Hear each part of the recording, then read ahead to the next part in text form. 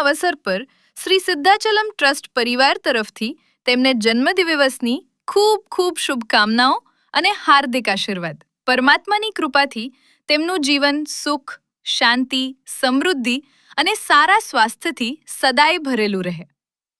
નાયા, તમને જન્મદિવસની ખૂબ ખૂબ શુભકામનાઓ. જો આ વિડીયો તમને પસંદ આવ્યો હોય તો જરૂરથી લાઈક કરો, શેર કરો અને તમારા પરિવારજનો તથા મિત્રો સુધી પહોંચાડો.